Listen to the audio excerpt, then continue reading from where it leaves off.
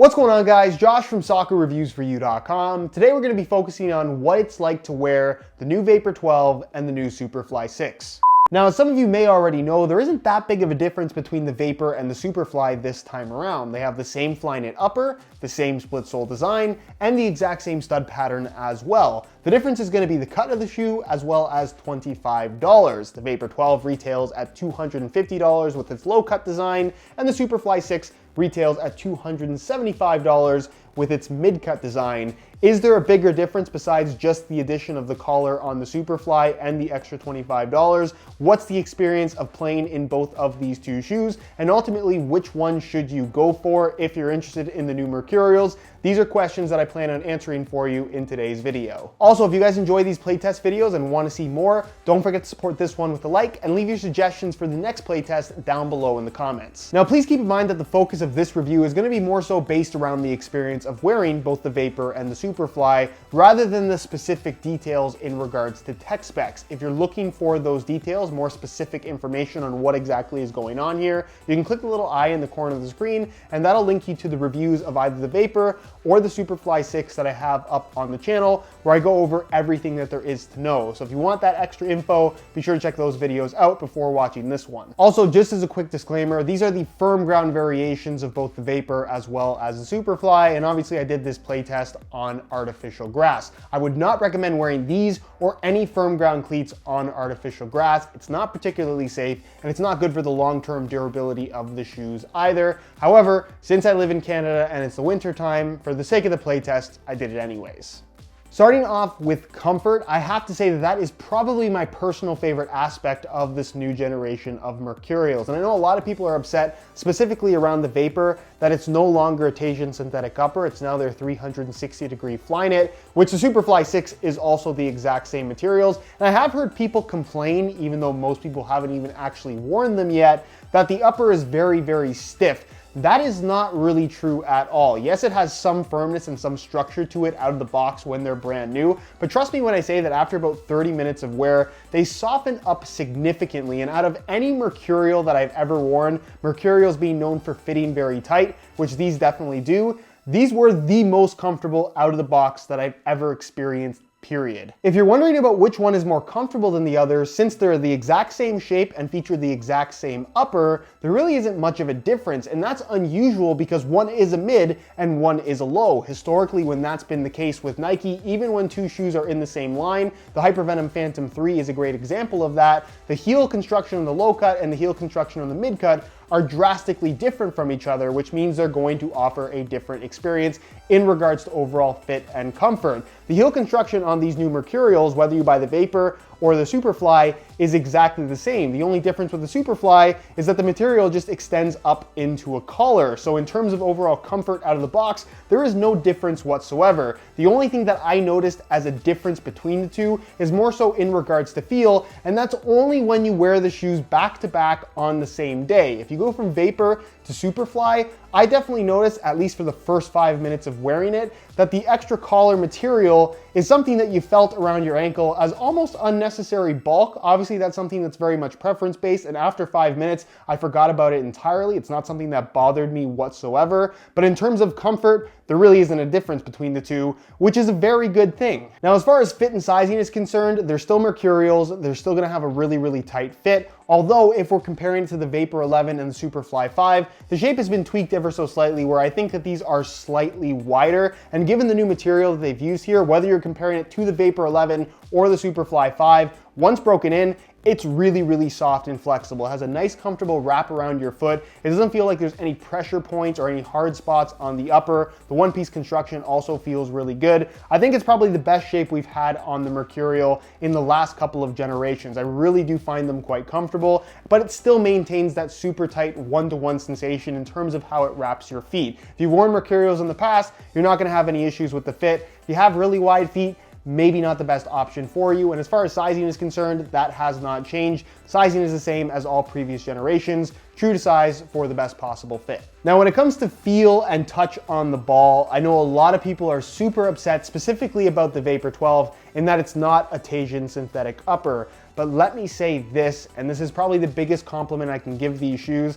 This is not only the best Flyknit upper Nike has ever put out, it's probably my favorite upper on any Mercurial ever. A lot of you guys might remember this. This is the Flyknit Ultra, released in 4 different colorways in limited quantities. Every time it released, they sold out instantly, and people that did get them and were able to actually wear them really enjoyed the shoes, including myself. What Nike has given us with the 360-degree Flyknit uppers on both the Vapor 12 as well as the Superfly 6 is exactly this upper, but just that much thinner. What that basically means is that the new Flyknit upper on these Mercurials provides that familiar barefoot sensation, that pingy sensation that you get when controlling the ball, passing the ball, or shooting the ball in a high-end pair of Mercurials that you could argue Nike kind of got a little bit too far away from with the Superfly 5. That was probably the most padded, thickest Mercurial upper that we've ever seen on a high-end shoe, let alone a Superfly. And in the case of the Vapor 12, obviously people are upset that this is Flyknit and not Tahitian synthetic,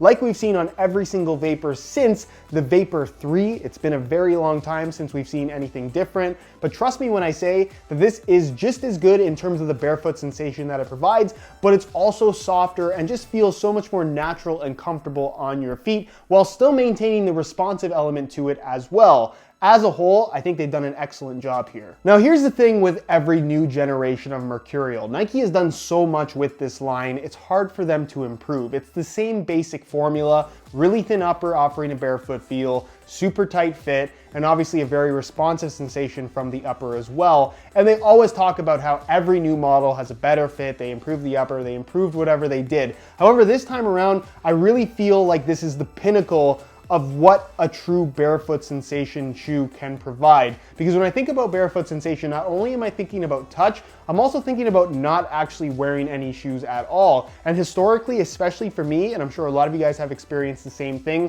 with high-end Mercurials, because they fit so tight, they do end up having this little bit of a restrictive kind of squeezing your foot sensation, which isn't necessarily bad, but you're always aware that they're squeezing your feet. These fit just as good as any other Mercurial ever has, but they don't feel like they're squeezing your feet. They feel completely natural. So after about a half hour of wear time, basically I forgot that I was wearing brand new Mercurials at all, which again, I've never experienced. It's the same case for the Vapor or the Superfly. Take your pick, it really doesn't matter all that much, but that natural sensation, that true barefoot sensation, as I like to describe it, to me is the big appeal of these new Flyknit uppers. I know I say this every time Nike puts out a new Flyknit upper. This really is the best Flyknit upper Nike has ever made. If you're wondering about the difference in experience between wearing the low cut or the mid cut version of these two shoes, because they are essentially the same thing, honestly, there isn't much of a difference at all. If you regularly watch my channel, you know that I tend to not be a huge fan of mid-cut collars, especially the Nike ones, but honestly, I'd be just as happy to wear the Superfly as I would the Vapor. However, given the choice, I would personally pick the Vapor just because I don't need the collar. I don't feel like it really adds anything to the experience for me. Plus, I just think the Vapor looks better in a low-cut form factor. But there are 3 things to consider if you're still having a hard time deciding. The first is the look. Some people love the look of the collar, some people hate it, so that should really help you right there. The second is the price, $250 versus $275. Is the extra $25 that big a deal? No, but it's kind of something you have to determine for yourself in terms of whether or not it's worth it. And then of course, there's the weight. Both in a size 9.5 US, the Vapor weighs in at 6.6 ounces, the Superfly weighs in at 7 ounces, so it is 0.4 ounces more for the addition of the collar, an amount of weight that honestly you do not feel on your feet whatsoever. A lot of people do like the mid-cut aspect of the collar in that it does help to keep the rubber pellets from getting inside of the shoe if you go for the AG variation. However, again, it really is a matter of personal preference. I prefer the look of the Vapor, so that's the main reason why I would pick it. But if you like the look of the mid-cut variation, by all means go for it. There really is no difference in comfort or fit at all. Moving on to the sole plate and stud pattern, a fairly controversial element on both of these two shoes. The Splitsville Design, I think most people are confused by it because they don't understand it. There is still a physical sole plate running through the entirety of the bottom of your foot, and it's still the anatomically shaped sole plate that we saw on the previous generation Vapor 11 and Superfly 5. The difference is that the material just wraps over top of the sole plate, then you have a stud plate at the heel as well as in the forefoot that maintains the exact same firm ground stud pattern as what we saw from the previous generation, and that goes for the Soft Ground Pro as well as the AG Pro variations of the shoe as well. nothing about the traction has changed with these shoes. As far as how this new sole plate feels versus what we had before, it's got a little bit of extra thickness to it, but honestly, it's so minimal that after 2 minutes,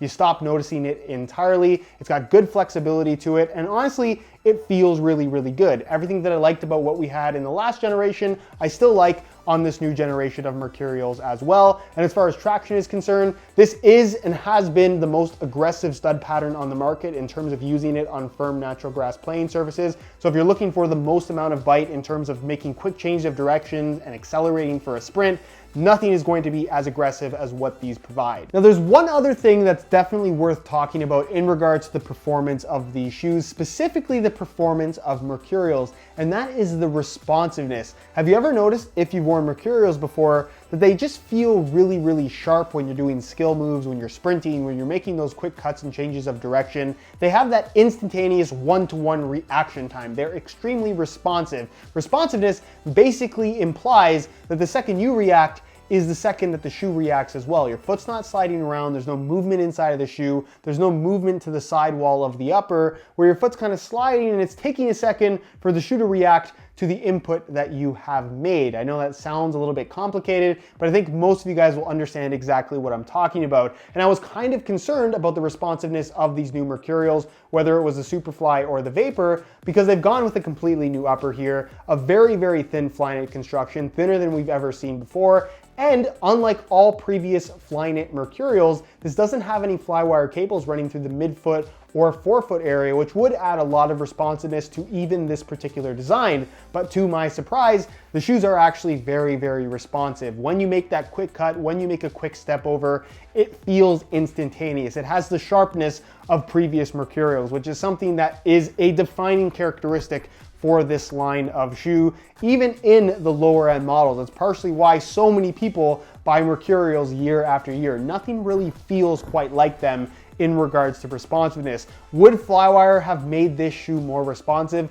100% yes, it would have. However, the Flywire, because it is still a stiffer cable that's attached directly to the lacing system, that's essentially squeezing your foot and supporting the sidewalls of the shoe, it would take away from the flexibility, it would take away from the natural sensation and the general comfort that you get from these new Mercurials that, again, I've never experienced in any of the previous generations. So yes, Flywire would have technically made them perform better, but I think the overall experience, even the responsiveness to a certain extent, has benefited for not having Flywire. Again, this is a really, really impressive upper. Ultimately, soccer cleats are very much based around personal preference, and my personal preference when it comes to picking out my ideal boot is something with a leather upper, a slightly more padded touch on the ball, and even a slightly wider fit. I just find that to be more comfortable for what I like to play in. However, over the years of testing all these shoes, there are a handful of speed boots that I thought were so good, offered such a good experience, that I enjoyed wearing them, even though it wasn't a style of shoe that I would typically go for. That list includes the 2014 F50 Adizero, the Nike Mercurial Vapor 8, the Nike Mercurial Vapor Flyknit Ultra, which is the most recent release, and now I can add to that list these two shoes, the Vapor 12 Elite and the Superfly 6 Elite. These really are that good. Look, I totally understand that a lot of people do not like the look of these new Mercurials. I'm one of those people. I'm not a huge fan of this small Nike swoosh across the top of the toes, and I don't expect anybody to buy shoes that they think are ugly. However, from a purely performance and experience standpoint, I really do feel strongly, having worn every Vapor and every Superfly ever to come out, that these are the best Mercurials that Nike has ever released in pretty much every possible way. I'm actually a little bit angry at myself that I like them as much as I do, because I wasn't a huge fan of the look and I was kind of looking for every opportunity to hate on them. But man, they did a really good job here, and they're both shoes that I can very strongly recommend. Anyways, guys, that is it for my review of the Vapor 12 and Superfly 6. I know a lot of people wait till the end to hear which one I like better. I do prefer the Vapor 12 simply because of the way that it looks. I like the look of the low cut more than I do the mid cut, but I'd be just as happy to wear the mid cut. There really isn't any difference in terms of the experience between the two. They're both very good. I can strongly recommend both of them. Anyways, if you guys did enjoy the video and perhaps want to see more playtest videos in the near future, be sure to support this video with a like. Subscribe if you haven't already for for daily videos on all the latest and greatest soccer gear. If you have any questions, as always, leave those down below in the comments, and I'll do my best to get an answer out to you as soon as I possibly can. All my social media information is linked down below in the description as well, so follow me there if you don't already. And other than that, guys, hope you enjoyed the video. As always, thanks for watching.